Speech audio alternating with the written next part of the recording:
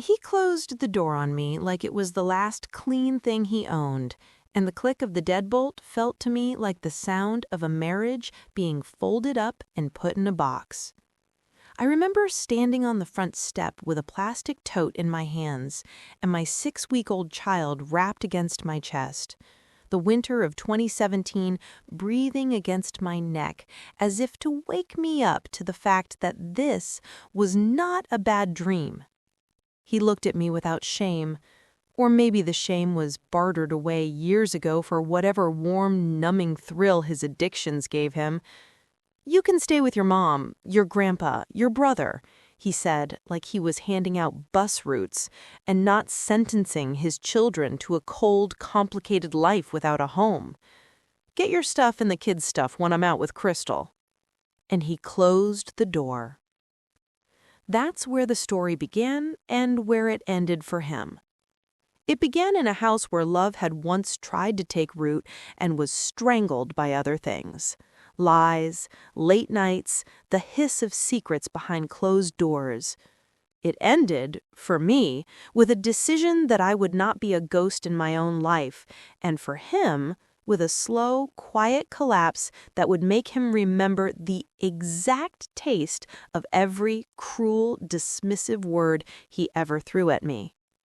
But that collapse didn't happen overnight. Revenge, the kind that settles into the marrow of a man who has spent years thinking he was untouchable, is something you build, brick by brick, plan against habit and addiction, and then, when the time is right, set off like a fuse. Before I let myself go there, you need to understand the pain I existed in for years so that you can feel the gravity of what pushed me across that line. We were young once. I still remember the first time he kissed me. It felt like landing on solid ground after a lifetime of hearing the ocean and never learning to swim. He was funny and dangerous and tender in ways I mistook for depth. For a while, when the kids started coming and we were both exhausted and exhilarated, I believed in the version of him that could be better. I believed in us. That belief, I learned, is like scaffolding. If the structure behind it is rotten, it will hold for a little while, long enough to make the collapse feel like a betrayal of everything you trusted. His addiction started small, the way most terrible things do. Late-night texts he turned away from me, a few missing paychecks, a temper flaring where tenderness should be. He promised, over and over, to stop. He promised programs, counselors, clean weeks. He gave me more traumatic stories than I ever wanted to carry. Apologies in the morning, excuses in the afternoon, and the same hollow promises at night. Cheating wasn't the first offense, but it was the most cutting because it meant he not only cheated on me, he traded the life we had together for someone who could be bought by a bottle or a hit, or the thrill of being wanted without the commitment of home. It was humiliating, and not just because of the act, but because he would come home and laugh and act like the family's hurt could be patched up with a shrug and a beer.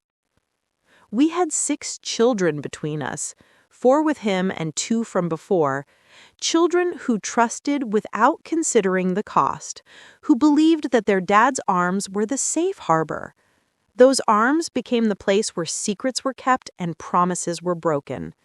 It's one thing for a union to crack. It's another thing entirely when the safety net of small people depends on your ability to be stable.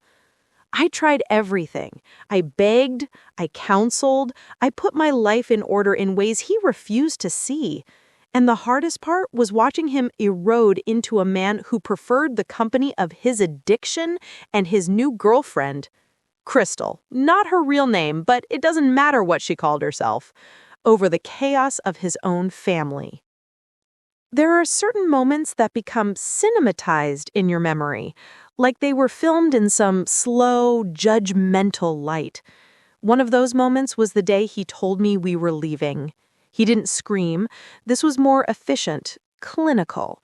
He loaded a few boxes into a truck he didn't own and told me with the casual cruelty of a person who had practiced this line in front of an empty mirror, You can get your stuff when we're gone." The kids clustered around me, eyes full of questions I didn't have answers to, and I felt a protective ferocity in my bones that surprised me. It wasn't courage so much as a raw animal instinct. You take my home, I will take something in return. At first, I thought I'd do something big: lawsuits, filings, making sure he paid child support. It's what the rational part of me wanted. The sensible, exhausted mother in me wanted to line up every legal arrow and fire them all. But you don't always get to choose how to strike back. Revenge, the kind that people remember, is rarely rational. It's personal. It's intimately petty and sanctified in its cruelty precisely because it hits where no lawyer can. Habit, comfort, convenience, dignity. He had made his home a place of comfort for a new woman who loved him for what he gave in the moment, not for who he could be. That meant his new life would rely on small comforts: food he liked, the quiet of being taken care of, the obliviousness to the mundane logistics of keeping a house functioning. So I began to plan, quietly, like a woman learning how to breathe through a winter she planned to survive. The very first thing I did was inventory. Not of possessions I could list for papers or courts, but of the small things someone relies on and never thinks about. What was in the pantry? What brands of cereal he bought? The little jars of spices, the types of toilet paper he preferred, if he even preferred anything at all. I wrote it down on the back of an old grocery receipt as if the normal act of shopping would be my cover. I took pictures with my phone. I made notes about who Crystal was, her car, where she worked, the nights when they left the house and came back with the slurred laughter of people who felt invulnerable. I listened like I never had before, half to what people were saying and half to what they were not. For 2 weeks after we left, I let the absence of the house be a wound I could touch. I didn't get vindictive right away. I was busy patching things together for the kids, calling in favors, staying with my mom, watching the kids' faces to see what they'd lost. I did whatever was necessary to keep bedtime stories and school lunches happening. But at night, instead of falling asleep to the dull ache of loss, I would sit in the dark and let my mind chew through the lists I had made during the day. It was there in that insomnia that the first small impulse toward the plan hardened into something more. He had kicked us out and told us to wait for him to be gone. He had left his children in the dust and assumed that someone else would pick up the pieces. There was something obscene about that entitlement, and I wanted him to feel, if only for a moment, the economy of small humiliations. How far can you go with petty revenge before it becomes something else? Would you have stopped at exposing him publicly, at taking his pride? Or would you have wanted him to understand every humiliating thing you and the kids felt in those cold nights? Be honest, would you have waited this long for payback? I decided on a plan that was small enough to be plausible, cruel enough to sting, and elaborate enough that it would require him to notice it for a time. The essence of what I did was simple. He had a new woman who expected domestic order without the tireless labor he had once promised me. I would quietly take from him the comforts he expected as a matter of course. I would exchange his pantry for things that were edible, but punishing in the long run. I would leave his toilet paper supplied the cheapest, coarsest stuff I could buy. I would turn his new life into a small, continuous irritation until the addiction and the infidelity became the only things left to hold him up. There's a special, almost sacred meticulousness to inventorying someone's comforts and then dismantling them. I didn't want destruction, I wanted deprivation. Small, repetitive, humiliating. He would not be left hungry in the sense of starvation. That's not my style. I'm not a monster. But I would structure his days so that he would face a relentless, inescapable consequence for each small cruelty he had inflicted on us. For 2 nights, I rehearsed in my head the sequence of moves. Go when they were away, replace all the pleasant food he liked with something he hated and was known to cause digestive distress, and swap his soft comfort for a brace of utility. Take his snacks, his favorite cereals, his jars of spaghetti sauce, and replace them with canned collard greens. Briny, fibrous, and relentless. Replace his plush teepee with rough, threadbare single ply that would test his patience in dignity. There was a risk in doing this: being caught, being called out, being judged. I knew he might tell the story differently, that he would paint me as vindictive or unstable. But you know what? I'd been painted that way for years by a man who never thought about the logistics of parenting beyond his next high. He had a pattern: charm, promises, betrayals, then an expectation that everything would be forgiven because he was the father and therefore entitled. I felt ridiculous defending that choice to strangers, but I didn't care. I had 6 children who had been pushed out of their home because the man who promised them stability thought little of their night terrors or the growing pile of unpaid bills. The moral calculus for me was immediate: equilibrium and dignity for my children versus the false dignity he'd been hoarding for himself. If a couple of evenings of digestive discomfort would teach him what it meant to kick out a mother and her babies, then so be it. The execution required timing and nerve. I didn't want to be reckless. He had friends who were enablers and a new girlfriend who would have made a scene. So I watched. I didn't have to do heavy surveillance. Addictions are sloppy and loud. The people involved tell you everything by the way they schedule their absences and leave doors unlocked.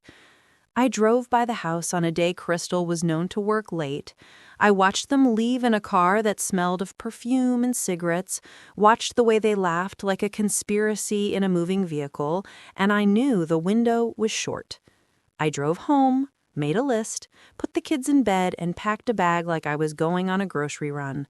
Except it was not a trip to the store. It was a reclination. Once inside, the house smelled like the ghost of our life together. Coffee grounds, spilled milk, a child's hoodie abandoned on the staircase. My hands moved like a woman possessed. I gathered everything he used for comfort and convenience: peanut butter, jam, chips, the instant macaroni, his beloved jars of marinara sauce, and every package that promised easy pleasure. I did not steal things of value. I left his tools, his phone chargers, the things that categorized him as a functional adult. Instead, I filled the spaces in his pantry with the things that would not kill him, but would make self-care a tedious, humiliating exercise. Canned collard greens became the mainstay. There's something primal about food. It points back to the body's most intimate moments. Collard greens, by nature, are fibrous and brackish in a way that can turn a person's intestines into a battleground if consumed to excess. I replaced cookies with cans of greens, cereal boxes with the same, and even swapped his protein shakes for jars of something that would not nourish him the way his supposed girlfriend might imagine. I left one can opener, a pot to heat them, and a spoon. Toiletries were the other part of the calculus. We have standards for personal dignity that are rarely acknowledged until they are stripped away. I collected every soft, comfortable roll of toilet paper I had ever purchased for our house and left the 4-pack of the cheapest, roughest one-ply in its place. I thought about the mechanics of humiliation, how the body reacts when treated with careless roughness. I imagined him on the toilet, his impatience colliding with the reality of his own choices. Not violent, just unbearable. I wanted him to remember what it was like to be uncomfortable in a way that made him attribute it not to luck, but to consequence. 2 weeks passed. In the meantime, I kept living my life. I worked odd jobs. I took the kids to school. I learned to be a different kind of brave in my new context. I didn't sleep easy. The kind of sleeplessness I had now was childlike, racking and raw, and it let me rehearse my revenge like a hymn I internalized. I thought about the moment of revelation I imagined for him, Maybe a night when Crystal had friends over, maybe the first morning he tried to make himself a sandwich and found only collard greens. Would he laugh it off? Would he curse and change the toilet paper? My goal wasn't just to irritate. It was to create a persistent, lingering awareness that someone had walked through his life and traded his comforts for an uncomfortable truth. When he called, he sounded like a man who had tripped and was now desperately trying to gather his dignity from the floor. Maybe it was 2 weeks later, maybe it was longer. Time is slippery when you're waiting for someone to come back to the hole they dug. He called me on a day the kids were at school. I let it go to voicemail and listened to the message with a kind of calm I had never afforded myself during the years of pleading. His voice was wet at the edges in a way I had heard before. It was the voice of someone who had been humbled by something ordinary. "Babe, it's me. You gotta come back. You left us with nothing but greens and one roll of that paper. Can you believe it?" There was a laugh in it, and beneath the laugh, a tremor. He was ashamed. Not all apologies contain honesty, but the tone in his voice had something that told me that he was, for the first time, owning the practical consequences of his decisions. The image I had painted in my head for 2 weeks, the man who had closed the door of our home finally understanding the domestic labor he had dismissed, was showing him as a small, pained figure on the other end of the line. It was delicious, and not because I wanted to watch him hurt, but because I wanted the scales to tip in some small way back toward justice. He had normalized being taken care of without earning it. Now he found domestic life unglamorous and relentless. As he explained his predicament, the humilities piled up. He hadn't eaten anything but collard greens. His stomach revolted. But toilet paper had become a weapon of discomfort that he couldn't avoid. He told me his butt was sore. He asked for help. It's funny what a single sentence can do to unspool a person's moral compass. When he told me his butt hurt, a part of me wanted to laugh so hard my ribs would crack. But there was a more complex satisfaction there, an intangible repair. I didn't rush back to change his life. I let him sit in it for a moment longer. I listened to him talk about Crystal and their plans. He sounded like a man trying to salvage dignity by making a woman into a partner who would clean up his messes. He said on the phone, "She can take care of me," as if care could be outsourced and still be authentic. He sounded like someone asking permission to be taken care of again, and the audacity of it made my jaw ache. When I did go back, because I went back, I didn't do it to gloat. I did it to close the circle, to set the record straight in the quietest possible way. I took back the things I had replaced, retrieved the goods and the comforts I had left behind because the point had been made. I let him stew with collard greens long enough to learn that you can't treat people like disposable things and then be surprised when the world treats you with the same casual cruelty. I removed my hand from the hinge of his life and watched him try to pull the door open himself.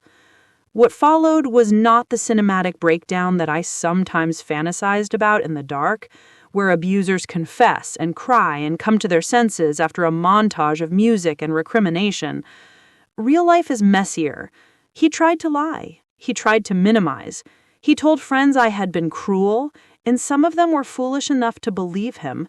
They crowdsourced their opinions, and for a moment I remembered the old trope, the woman punished for taking agency. But their words were empty smoke. The real consequence was quieter and more thorough. He had lost the presumption of being untouchable. His girlfriend now had to reckon with the fact that the man she chose had a past and a present that included 6 children. His comfort was no longer guaranteed. He had to navigate grocery shopping and cleanup and the merciless normalcy of day-to-day responsibility without the assumption that someone else would always be there to pick up the slack. And beyond the petty victory, because let's be honest, a can of collard greens is petty, I learned something about myself.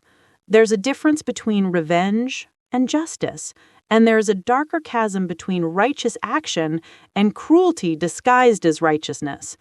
My revenge, I would like to think, landed closer to correction than to vengeance. I didn't ruin him financially. I didn't break his spirit beyond a recalibration of his dignity. I wanted him to know, intimately, the weight of his choices. It's important to name that feeling, the one that came after, because people often conflate revenge with relief, and then with triumph. The relief I felt wasn't a celebratory fist in the air. It was a slow, settling kind of breath, like the kind you take when you exhale after a long, exhausted climb. The kids slept better that night, I noticed, and the house hummed with the mundane rhythms it had been missing. I could see them relax into a life that was not centered on the possibility of being kicked out on a whim. That, ultimately, was the reward. There were consequences I hadn't predicted. Some of his friends called me later and asked what had happened. There was gossip. There were the murmurs of social media hot takes. Some people painted me as cruel. Others called me clever.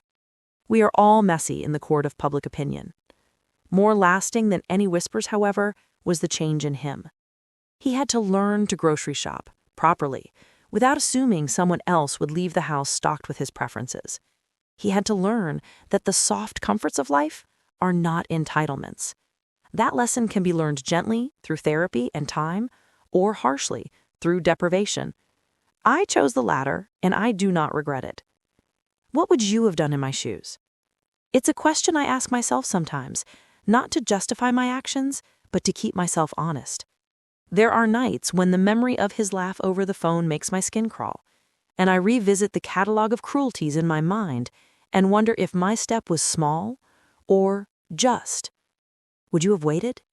Would you have planned and executed and returned the house to its rightful owners, the children, by any means you thought fit?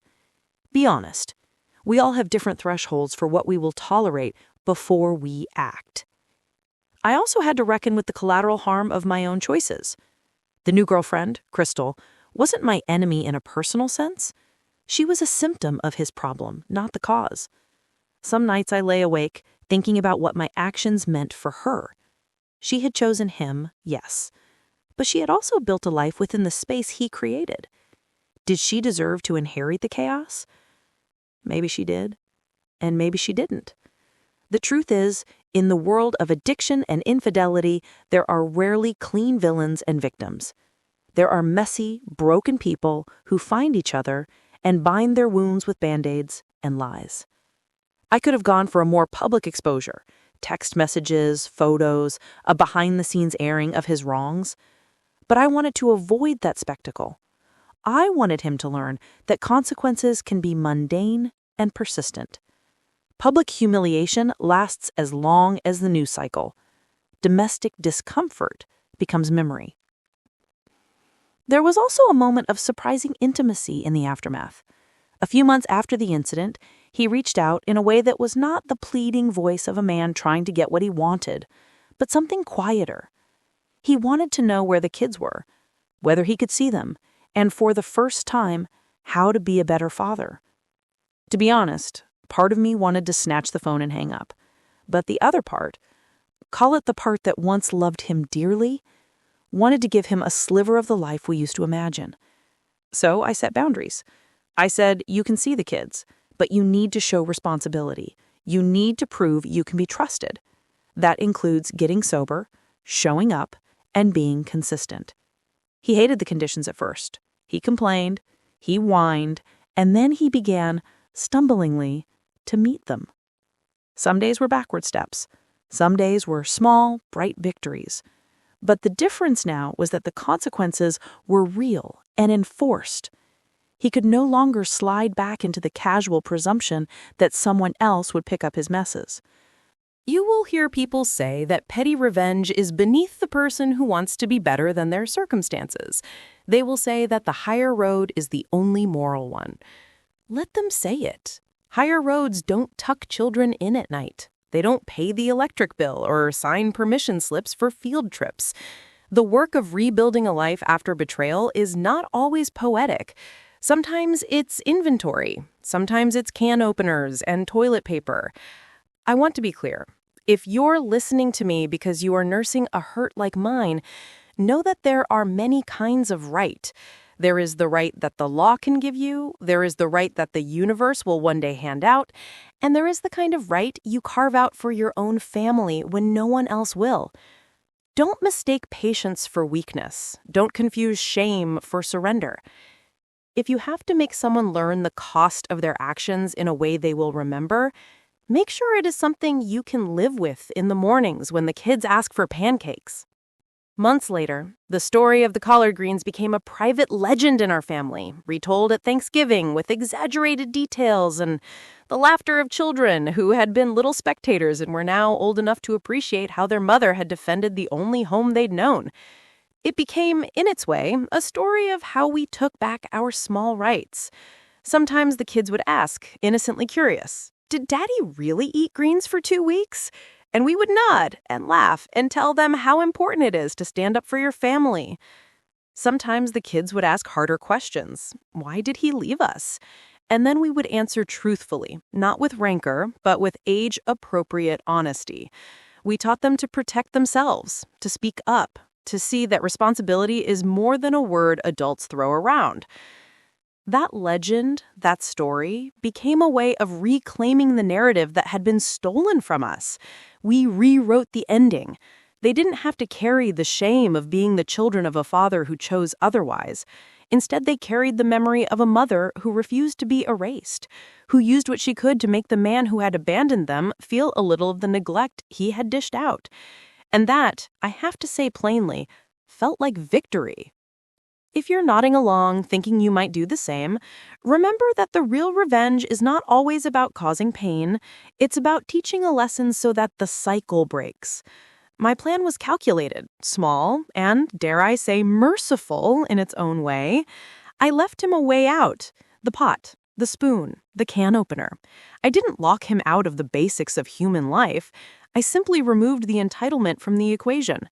When he called that day with a voice smaller than anything I'd heard since the kids were babies, I thought of all the nightly promises he had made and broken, and how those promises had cost our children their security. I thought of our 6 kids, how they deserved a home that could be relied upon. I thought of the nights I had spent knitting the frayed edges of our lives back together with nothing but stubbornness and thrift. I thought of the mornings we had spent doing the hard work of waking up, facing the day, and making breakfast, even when everything hurt. Do you want to know what the best part was? The best part wasn't seeing him embarrassed at first. It was watching him learn to do better. There is a strange dignity in someone who finally shows up, not because someone forced them to, but because they learned why showing up matters. Over time, with the slow work of therapy and meetings and accountability, he did some of that work. Not all of it, and not perfectly. Progress in human terms is rarely linear. But something changed. He began to understand that people who love you are not disposable, that chores are not punishments, and that dignity is not a right, but something you earn and keep. We are not morally perfect people. None of us, especially in the mess of relationships, claim sainthood. But now, years later, when I stand in the supermarket aisle choosing groceries for my children, when I teach my eldest to tie his shoes, when I tell my youngest how to read and wipe their nose, I do so with the clean knowledge that I will not let anyone decide our fate for us. I teach them to defend their dignity with words first, and, if necessary, with action. I have made deals with myself about the kinds of lines I will not cross. That day with the greens was a line I crossed, intentionally, consciously, with a purpose. It has stayed with me, but it hasn't consumed me. People ask if I would do it again. The honest answer is yes, but with a caveat. Only if the costs remain proportionate. Revenge can be seductive, a sugar that promises satisfaction and leaves you wanting more. I tried to avoid that trap. I wanted the lesson to be precise, not a sweeping annihilation. I wanted to make him uncomfortable enough to change and small enough that I could look myself in the mirror the next day and still recognize the woman who held her children in the cold night and said quietly, "Not today." So the story you read on Reddit, the one with the punchline about collard greens and rough one-ply toilet paper, that was only the tail end of a longer, uglier, more human thing. It was a small, calculated strike in a much bigger war we had been fighting for years. A struggle for dignity, for stability, for the right to keep a home for our children. I don't glorify what I did. I own it. I planned and executed, and then, after the storm, I led my children into calm. You might call it petty. You might call it liberating. Call it what you like. The result is what matters. We had our home, he had his lesson, and the children slept better. If you ever find yourself standing at the same threshold I stood on, tote in one hand, a baby on your chest, a man you used to love on the other side of a door, know that there are many ways to respond. You can plan like a lawyer. You can retaliate like a tyrant. You can forgive like an angel. Or you can do something small and precise that protects your people. There is no one right answer. All I can tell you is this: act with intention. Know the consequences you are willing to live with, and be brave enough to accept them. In my case, the consequence was a household temporarily inconvenienced, a lesson learned, and eventually a family that began to heal. In the quiet after, when the kids are older and their laughter is no longer a brittle thing, when the man who once closed the door shows up for the kids because he finally learned how and not because he's expected to, there's a peace to that. Strange and gentle and earned.